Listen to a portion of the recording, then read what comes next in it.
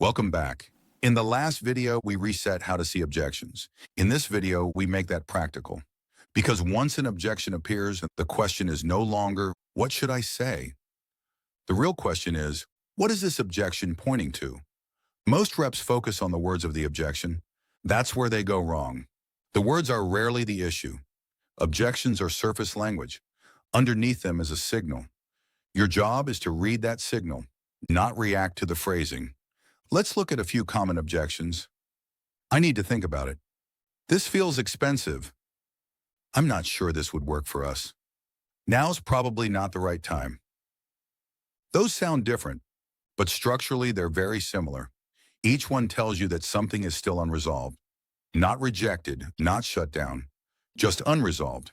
That unresolved piece usually falls into one of 5 areas: timing, cost, priority, authority, and confidence.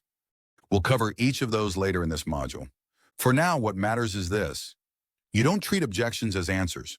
You treat them as starting points. Here's the mistake to avoid. When a rep hears an objection, they often assume they already know what it means and respond immediately. That creates 2 problems. First, they may respond to the wrong issue. Second, they speed up, which increases tension instead of reducing it. Instead, you want to slow the moment down and stay in evaluation mode. Here's the internal shift you're making. Instead of thinking, they're pushing back, you think, something isn't clear yet. That keeps your tone neutral and your pace controlled. Now let's make this concrete. When someone says, it's more than we expected, that could mean the value isn't clear yet, the priority isn't high enough, the budget sits elsewhere, or they don't own the decision. You don't guess, you don't assume, you clarify. When someone says, we need to think about it, that could mean they're not convinced change is necessary. They're unsure who else is involved. They don't feel ready to decide, or they genuinely need time. Again, you don't decide for them, you explore.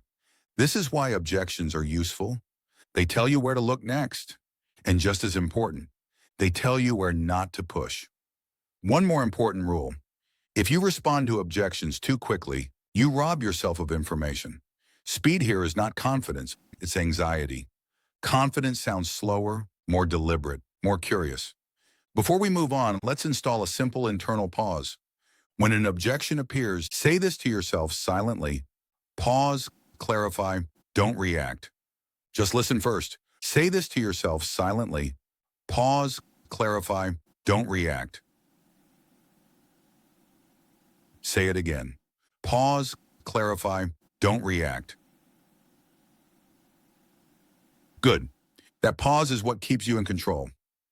In the next video, we'll focus on how you sound in these moments, how tone, pace, and silence do more work than clever phrasing ever could.